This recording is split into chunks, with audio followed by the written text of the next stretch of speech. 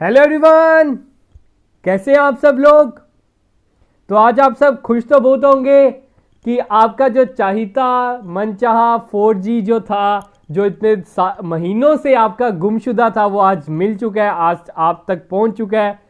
तो उसी खुशी में आज हम आपका टेस्ट ले लेते हैं, डेट इज फाइनल अकाउंट। तो फाइनल अकाउंट आपको पता है हमने 3 पार्ट्स में पढ़ा, that is trading account, profit and loss account and balance sheet. उसके हमने विदाउट एडजस्टमेंट के साथ विद एडजस्टमेंट्स भी हमने पढ़ी लास्ट वीडियो में। तो आज हम उसकी एमसीक्यू लेके आए हैं। आपको इधर पता चल जाएगा कि किस तरह के आपको एमसीक्यू आ सकते हैं, आप अपने आप को टेस्ट कर सकते हैं कि आपने क्या लेक्चर से सीखा।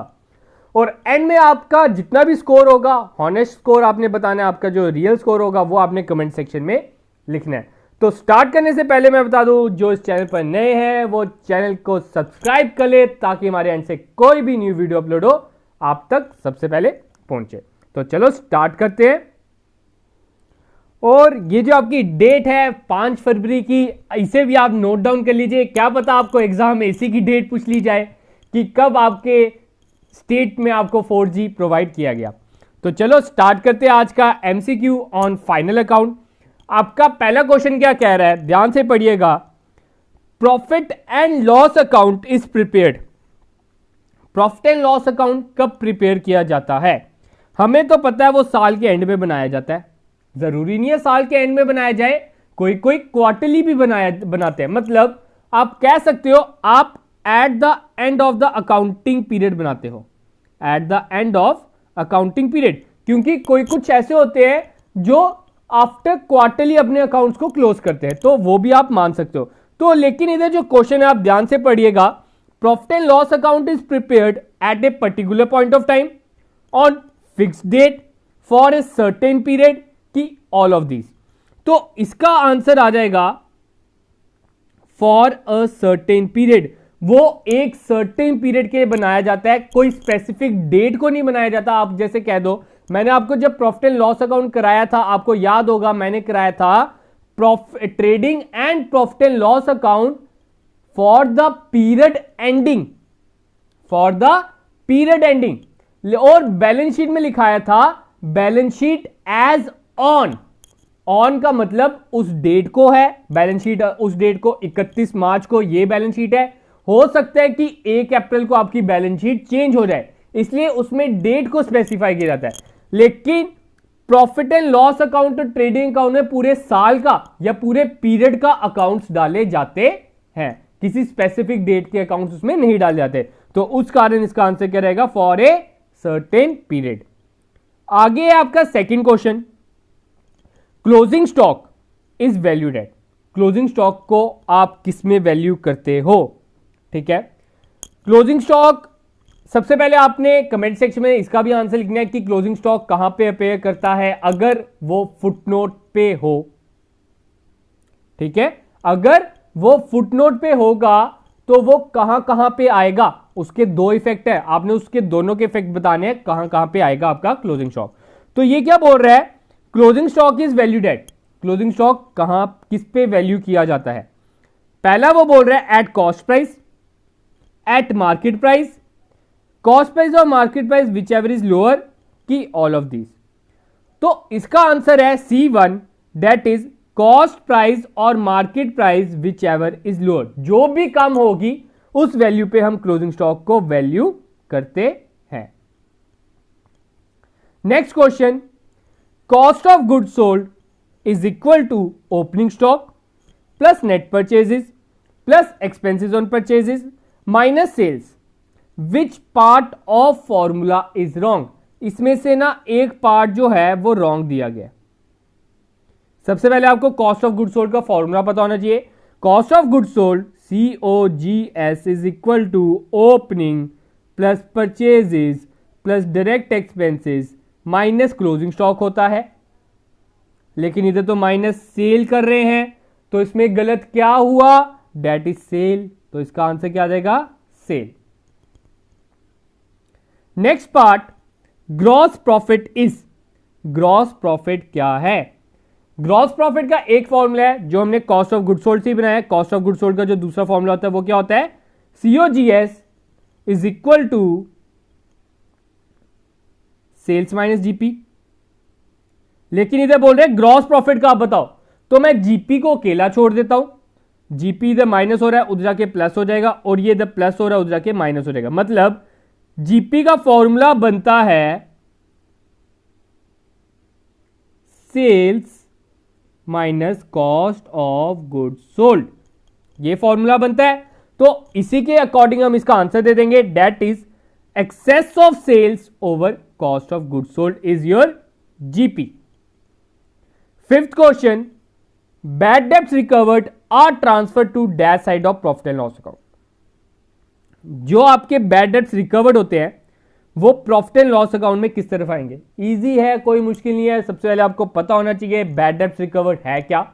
तो bad debts recovered is your income, और इनकम किस साइड आती है प्रॉफिट एंड लॉस अकाउंट के? Credit side. तो इसका आंसर क्या रहेगा? Credit side. Sixth question, loss on sale of machine is debited to. जब आपको कुछ लॉस होता है, जब आप किसी मशीन को बेचते हो, तब आप उसे किस में डेबिट करोगे?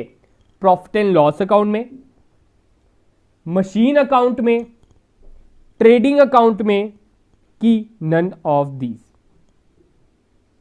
तो अगर आपको याद होगा, जब मैंने आपको प्रॉफिट एंड लॉस अकाउंट का फॉर्मेट कराया था, उसमें आपने देखा होगा डेबिट साइड दिया हुआ है loss on sale of machinery या loss of sale of any asset. तो इसका आंसर क्या आ जाएगा? Profit and loss account. ठीक है, आगे बात करते हैं। Which of the following would appear in the trading account. नीचे दिए गए ऑप्शन में से कौन सा ट्रेडिंग अकाउंट में आएगा? Discount allowed, carriage outward, carriage inward की डिस्काउंट रिसीव्ड। ये जो डिस्काउंट अलोड है और डिस्काउंट रिसीव्ड है, ये दोनों आपके आते हैं प्रॉफिट एंड लॉस अकाउंट में, तो ये हम कैंसिल आउट कर देते हैं।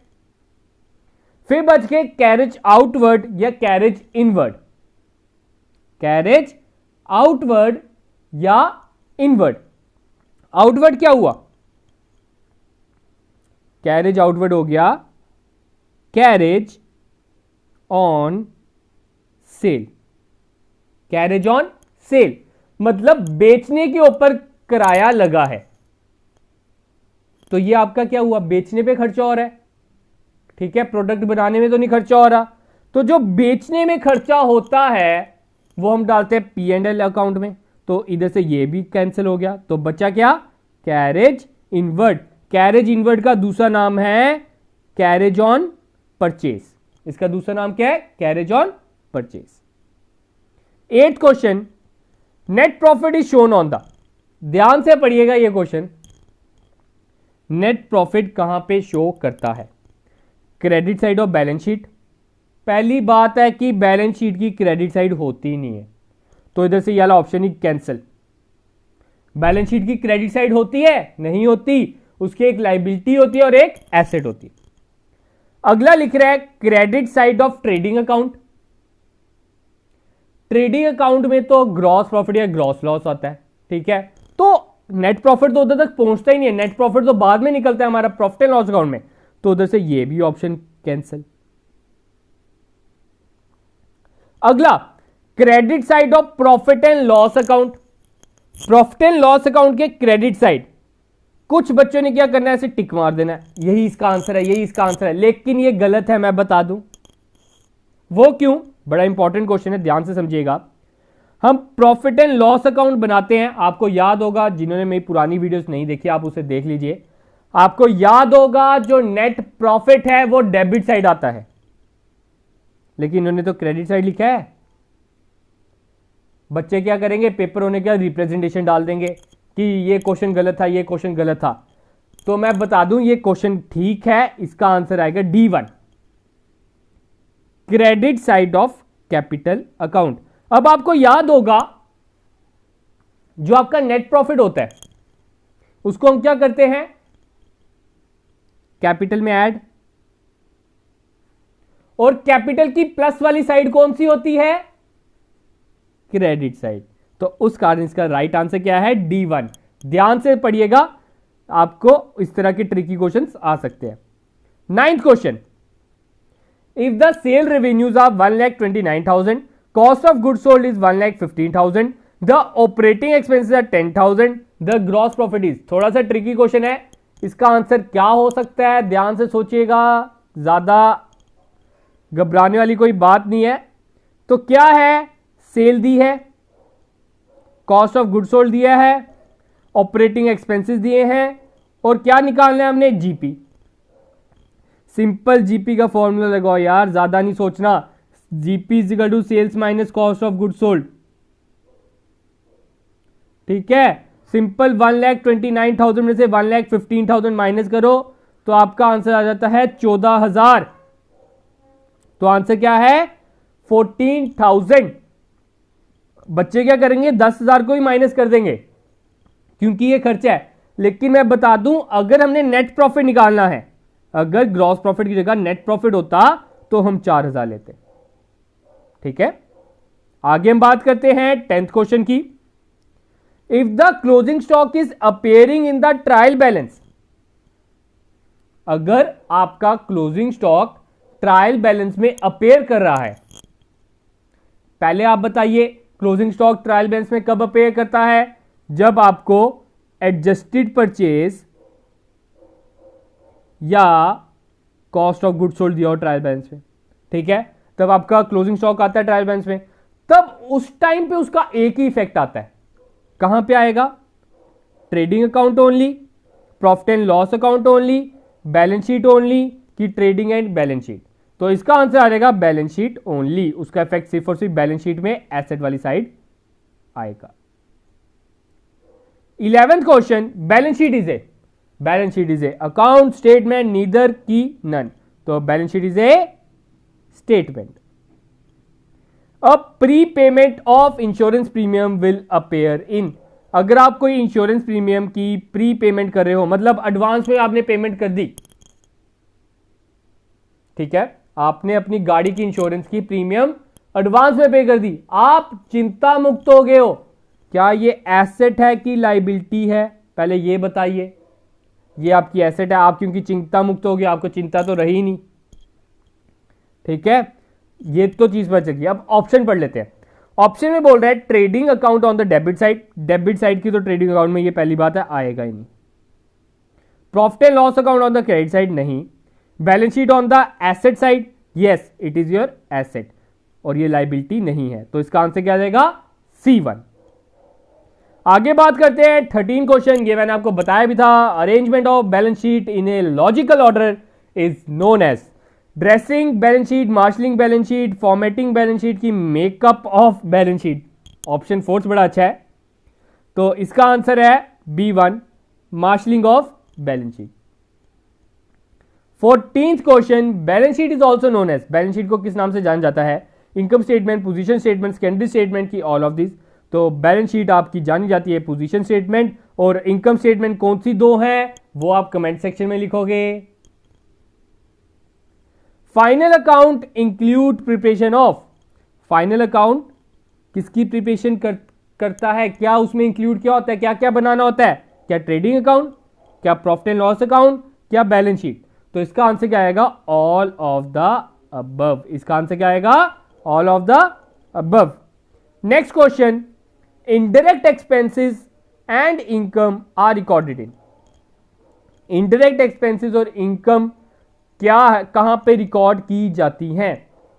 इनडायरेक्ट है, इनडायरेक्ट आपकी कहां पे आती है, प्रॉफिट एंड लॉस अकाउंट। बड़ी बात चिला के बता दिया आपको, अभी भी समझ नहीं आया तो मुझे माफी दो जनाब।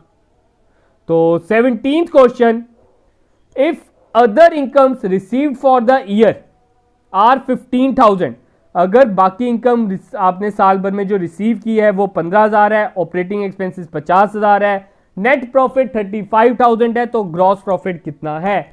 तो मैं बता दूं, अब स्टूडेंट्स कहेंगे सर ये तो आपने क्वेश्चन कराया नहीं, बड़ा अजीबोगरीब क्वेश्चन आ गया। तो कराया मैंने सब कुछ है, अब ये आपकी इंटेलिजेंसी देखी जाएगी, एग्जामिनर आपका इंटेलिजेंसी देखेगा कौन ये स्टूडेंट कर पाएगा। क्योंकि फॉर्म फिल होते हैं 2 लाख, पोस्टें होती हैं 900, तो उसमें से बेस्ट एंड बेस्ट स्टूडेंट उन्होंने चुनना है जो अपने मगज का अच्छी तरह इस्तेमाल कर सके, तो ऐसा क्वेश्चन वो डाल सकता है। तो कैसे निकालेंगे ग्रॉस प्रॉफिट, आपको पता है पहले हमारा निकलता है ग्रॉस प्रॉफिट। ग्रॉस प्रॉफिट में से हम ऑपरेटिंग एक्सपेंसेस माइनस कर देते हैं, फिर हम अदर इनकम को ऐड कर देते हैं, अदर इनकम को ऐड कर देते हैं, तो हमारा निकलता है नेट प्रॉफिट। तो हमारा क्या निकलता है? Net profit. क्या किया हमने? ग्रॉस प्रॉफिट में से minus operating expense plus other income, तो हमारा निकलता है नेट प्रॉफिट। हमें ऑपरेटिंग एक्सपेंस दिया है, अदर इनकम दी है, नेट प्रॉफिट दिया है, तो ट्रांसपोर्ट करके आप ग्रॉस प्रॉफिट निकालो। मतलब अदर इनकम अगर इधर प्लस हो रही है, इधर जाके क्या हो जाएगी? माइनस। ये अगर माइनस हो रही है, उधर जाके क्या हो जाएगी? प्लस। मतलब कि आपका नेट प्रॉफिट है 35,000, इनकम हमारी क्या होती है? प्लस, तो हम क्या कर देंगे? माइनस कर देंगे। 35,000 में से 15,000 हमने माइनस कर दिया, तो 20,000 आंसर। अब एक्सपेंसेस है, एक्सपेंसेस हमारी माइनस होती थी तो प्लस कर देंगे 50,000, तो 20,000 प्लस 50,000 इज इक्वल टू 70,000। तो इसका आंसर क्या रहेगा? 70,000। आगे बात हम करते हैं 18th question. If the GP on sale is 20%, cost of goods sold is 2 lakh, then amount of GP will be. ध्यान से समझिएगा, यह वाला क्वेश्चन इंपॉर्टेंट है, आपको बड़े से ऐसे क्वेश्चन दिखेंगे एग्जाम में। तो क्या है जीपी ऑन सेल? एक होता है जीपी ऑन सेल, दूसरा होता है जीपी ऑन कॉस्ट। जिसपे भी जीपी होगा, अगर सेल पे होगा तो सेल को हम एक्स लेंगे, अगर जीपी ऑन कॉस्ट लिखा होगा तो कॉस्ट को हम एक्स लेंगे। पता चल गया? अगर जीपी ऑन सेल होगा तो सेल को हम एक्स लेंगे, जीपी ऑन कॉस्ट होगा तो कॉस्ट को हम एक्स लेंगे। तो क्या है आपका फॉर्मूला? क्या होता है हमारा? फॉर्मूला होता है cost of goods sold is equal to sales minus GP. तो जीपी किस पे है? सेल पे, तो सेल पे हम क्या ले लेंगे? एक्स। और जीपी कितना है? 20% ऑफ एक्स। ठीक है। और कॉस्ट ऑफ गुड्स सोल्ड कितना दिया? 2 लाख। बस इक्वेशन बन गई हमारी। 100 इधर है, इसका डिनोमिनेटर सेम करने के लिए हम क्या करेंगे? इसको इंटू 100 करेंगे। ठीक है, थोड़ा सा डार्क ले लेता हूं, इसको इंटू 100 करेंगे और इसको भी इंटू 100 करेंगे, तो ये 100x हो जाएगा। 100x में से 20x काटे तो 80x अपॉन 100। हमारी इक्वेशन क्या बन गई? 2 लाख। इक्वेशन क्या बन गई?